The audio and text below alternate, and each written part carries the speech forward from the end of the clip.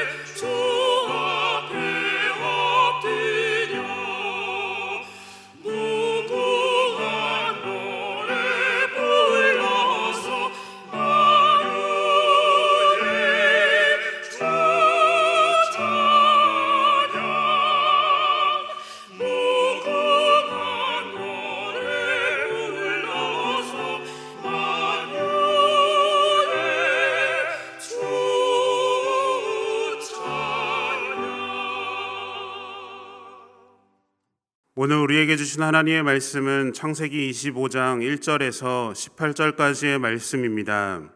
아브라함이 후처를 맞이하였으니 그의 이름은 구두라라. 그가 시므란과 욕산과 무단과 미디안과 이스박과 수아를 낳고 욕산은 스바와 드단을 낳았으며 드단의 자손은 아수르 족속과 루두시 족속과 루음미 족속이며 미디안의 아들은 에바와 에벨과 한옥과 아비다와 엘다이니 다 그드라의 자손이었더라. 아브라함이 이삭에게 자기의 모든 소유를 주었고 자기 서자들에게도 재산을 주어 자기 생전에 그들로 하여금 자기 아들 이삭을 떠나 동방 곧 동쪽 땅으로 가게 하였더라. 아브라함의 향년이 175세라. 그의 나이가 높고 늙어서 기운이 다하여 죽어 자기 열조에게로 돌아가매 그의 아들들인 이삭과 이스마엘이 그를 마므레 앞 핵족속 소알의 아들 에브론의 밭에 있는 막벨라 굴에 장사하였으니 이것은 아브라함이 헷 족속에게서 산 밭이라. 아브라함과 그의 아내 사라가 거기 장사되니라. 아브라함이 죽은 후에 하나님이 그의 아들 이삭에게 복을 주셨고 이삭은 브엘라 헤로이 근처에 거주하였더라. 사라의 여종 애굽인 하갈이 아브라함에게 낳은 아들 이스마엘의 족보는 이러하고 이스마엘의 아들들의 이름은 그 이름과 그 세대대로 이와 같으니라. 이스마엘의 장자는 느바요시요, 그 다음은 게달과 압부엘과 밉삼과 미스마와 두마와 마사와 하닷과 데마와 여들과 나비스와 게드마니, 이들은 이스마엘의 아들들이요 그 촌과 부락대로 된 이름이며 그 족속대로는 12 지도자들이었더라.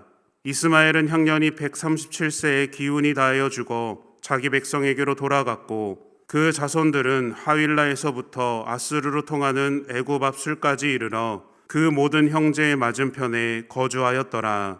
아멘. 함께 기도하겠습니다. 사랑의 주님, 오늘도 우리를 사랑하셔서 자녀 삼아 주시고 믿음의 예배자로 살게 하시니 감사를 드립니다. 날마다 하나님의 은혜 아래 살아가며 하나님의 말씀이 우리 삶의 중심에 있게 하시고 우리와 동행하시는 하나님의 뜻을 깨닫게 하여 주시옵소서. 우리에게 주신 하나님의 말씀 앞에 순종을 고백합니다. 하나님의 모든 뜻을 알지는 못하지만 때로는 우리가 그 뜻에 불순종하고 실수하기도 하지만 우리를 지키시고 말씀을 이루시는 하나님의 은혜를 경험하게 하여 주시옵소서. 하나님보다 나의 뜻이 앞서지 않게 하시고 나의 욕심과 만족이 먼저가 아닌 하나님을 기쁘시게 하는 믿음의 삶을 살아가게 하여 주시옵소서. 이 시간 말씀 앞에 섭니다. 하나님의 말씀이 우리 삶의 빛이 되게 하시고 말씀을 삶으로 살아내는 결단이 우리에게 있게 하여 주시옵소서. 모든 것 주님께 감사드리며 예수님의 이름으로 기도드립니다. 아멘. 할렐루야. 오늘도 새벽의 첫 시간을 주님께 드리며 믿음의 예배자로 이 자리에 나오신 모든 성도님들을 주님의 이름으로 축복합니다. 오늘 본문은 아브라함의 생애에 대한 마지막 이야기입니다. 창세기 12장부터 시작된 아브라함의 이야기는 14장에 걸쳐 기록되었고 오늘 본문 25장에 와서 마무리가 됩니다. 75세의 나이에 자신의 고향을 떠났던 아브라함은 많은 일들을 겪었고 이제는 그의 나이 175세로 인생의 마지막 때를 보내고 있습니다. 이삭을 낳은 후 75년 본토 친척 아비집을 떠난 후 100년이 지난 겁니다. 우리의 인생을 사계절로 표현할 수가 있습니다. 배움과 도전을 통해 인생의 씨앗을 심는 봄, 노력과 성취를 통해 성장의 열매를 키우는 여름, 삶의 결실을 돌아보고 방향을 설정하는 가을, 지나온 시간을 마무리하는 겨울. 특별히 겨울은 힘이 있고 활동적이고 생명력이 넘치는 느낌은 아닙니다. 그러나 아브라함의 겨울은 달랐습니다. 아브라함에게 있어 인생의 마지막은 움츠러들거나 연약해지지 않았으며 과거만을 회상하고 추억 속에 살지 않았습니다. 본문 1절 말씀입니다. 아브라함이 후처를 맞이하였으니 그의 이름은 그두라라 라고 말합니다. 아브라함이 그두라라는 여자를 후처로 맞은 일로부터 시작합니다. 성경은 아브라함이 언제 후처를 맞이했는지는 밝히고 있지 않습니다. 그러나 창세기 24장과 본문에서 사용된 히브리 동사가 이 일이 사라의 죽음 이후에 일어났음을 암시하고 있습니다. 사라가 죽은 이후인 적어도 137세 이후에 재혼을 했다고 생각할 수가 있습니다. 이런 상황은 일반적인 우리 정서로는 이해하기 어려운 상황입니다. 그러나 구약에는 자녀가 많은 것이 하나님의 축복으로 여기던 때입니다. 따라서 아브라함의 노년에 이런 자녀들을 낳았다라는 것은 하나님께서 아브라함의 생애를 축복하셨다라는 것을 의미하기도 합니다. 본문 2절에서 4절까지는 아브라함과 그드라의 사이에서 태어난 자녀들과 그 후손들에 대해서 말씀하고 있습니다. 본문 2절 말씀입니다. 그가 시므란과 욕산과 무단과 미디안과 이스박과 수아를 낳고 라고 말합니다. 아브라함은 그들과의 사이에서 총 6명의 아들을 낳습니다. 그리고 그들의 후손들이 누구인지를 말합니다. 이를 통해 우리는 아브라함이 그의 이름대로 되었다는 것을 깨닫게 됩니다. 아브라함의 이름의 뜻은 여러 민족의 아버지입니다. 하나님께서 아브라함에게 약속하신 것처럼 그는 여러 민족의 아버지가 되었습니다. 아브라함의 자손들이 번성하여 큰 민족을 이루었고 아브라함은 그 민족들의 조상이 된 것이죠. 이는 말씀을 통해 확인할 수가 있습니다. 본문 16절 말씀입니다. 이들은 이스마엘의 아들들이요 그 촌과 부락대로 된 이름이며 그 족속대로는 12 지도자들이었더라 라고 말합니다. 본문 12절부터는 이스마엘의 족보가 등장합니다. 12명의 아들은 12 지도자가 되었고 번성하여 민족을 이루었다고 말합니다. 사랑하는 여러분, 우리 하나님은 신실하신 분입니다. 그리고 약속의 말씀을 지키시는 분입니다. 사람이 판단할 때 가능한 것과 불가능한 것을 나누는 것도 하나님에게는 아무런 의미가 없습니다. 나이가 많고 적음도 문제가 아닙니다. 사람은 하나님의 말씀을 잊어버릴지라도 하나님은 자신이 하신 말씀을 잊지 않으시고 지키시는 분인 줄로 믿습니다. 이렇게 아브라함은 나이가 들어서도 하나님의 은혜를 경험합니다. 75세의 나이에 시작된 믿음의 여정이었습니다. 안전한 곳을 떠나 모험과도 같은 삶을 살면서 그 모든 순간마다 하나님은 함께 하셨습니다. 하나님의 뜻과 계획에 맞게 아브라함을 빚으셨고 모난 곳을 깎으셨으며 믿음의 사명자로 세우셨습니다. 그리고 그에게 하신 모든 약속을 신실하게 이루어 가시는 겁니다. 그리고 이제 때가 되어 죽음을 앞둔 아브라함은 자신의 삶을 정리합니다. 본문 5절 말씀입니다. 아브라함이 이삭에게 자기의 모든 소유를 주었고 라고 말합니다.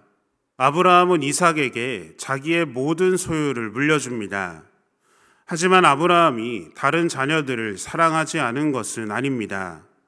오히려 다른 문제가 있었습니다. 아브라함은 그드라의 아들들에게 재물을 주었지만 이삭과 함께 살지 않고 동방으로 가게 한 점입니다. 게다가 이스마엘에게는 아무것도 주지 않고 내보내지 않았습니까? 우리는 이스마엘의 출생과 그드라 자녀들의 출생의 다름을 이해해야 합니다. 이스마엘은 하나님의 약속을 기다리지 못한 불순종으로 인해 태어났습니다. 인간적인 방법으로 태어난 자녀가 이스마엘입니다. 그로 인해 이 시간 아브라함은 영적으로 가장 어두운 때를 보내게 됩니다. 반면에 그드라의 자녀들은 의미가 다릅니다. 그드라의 자녀들은 하나님께서 아브라함에게 주신 약속을 이루심으로 인해 태어났습니다. 즉 하나님의 축복의 선물인 것이죠. 그래서 자신의 재산도 주고 아름답게 내보내는 겁니다.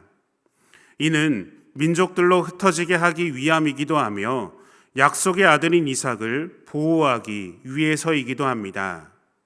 약속의 아들인 이삭이 상속자로서 하나님의 약속을 이어가는데 문제가 없도록 한 것이죠. 아브라함은 자신이 없을 때 일어날 모든 일들을 막았고 하나님의 계획이 다음 세대로 이어질 수 있도록 자신이 해야 할 일들을 모두 마칩니다. 그리고 아브라함은 그 인생을 마무리하게 됩니다. 본문 7절과 8절 말씀입니다. 아브라함의 형년이 175세라 그의 나이가 높고 늙어서 기운이 다하여 죽어 자기 열조에게로 돌아가매. 아멘. 아브라함은 나이가 많아 기운이 다하여 죽어 열조에게 돌아갔습니다. 다른 사람과 다를 것이 없는 죽음입니다. 하지만 우리는 이 아브라함의 죽음으로 분명한 깨달음을 얻게 됩니다. 그것은 누구나 인생의 마지막은 죽음이라는 사실입니다. 사람이 한 번 죽는 것은 하나님께서 정하신 것이기에 우리에게도 언젠간 찾아올 이 순간을 의연하게 그리고 순종으로 받아들이는 준비가 되어야 합니다. 아브라함의 죽음이 아름다운 이유는 무엇일까요? 그것은 그가 나이가 들어갈수록 더욱 확실해지는 믿음과 소망의 삶을 살아갔다는 것을 우리는 보아야 합니다. 아브라함은 신앙의 원리에 충실한 삶을 살았습니다. 물론 두려움으로 거짓말을 한 적도 있었고 과거의 잘못을 그대로 되풀이한 적도 있었습니다. 하나님의 약속이 이루어지지 않는 초조함에 잘못된 선택을 하기도 했습니다. 이런 실수와 연약함 속에서도 아브라함은 지켜야 할 믿음의 원리를 지켰고 포기해야 할 것이 무엇인지를 깨달았으며 날마다 성장하는 믿음을 보여주었습니다. 이러한 아브라함의 삶은 믿음의 조상, 하나님의 벗이라는 놀라운 별명을 얻게 했습니다. 이 모든 것은 아브라함을 택하시고 아브라함을 부르셨고 아브라함을 인도하셨고 아브라함의 모든 삶에 함께 하신 하나님이 이루신 일입니다. 그 일에 아브라함은 자신에게 주어진 역할을 믿음을 다해 감당했을 뿐입니다. 이렇게 아브라함이 죽음으로 한 세대가 막을 내립니다. 그리고 우리는 이 죽음 역시 하나님이 하신 말씀이 성취되었음을 알 수가 있습니다. 이어달리기 경주에서 배턴이 다음 선수에게 넘겨지듯이 하나님의 축복은 다음 세대인 이삭에게 이어졌고 아브라함의 하나님은 이삭의 하나님이 됩니다.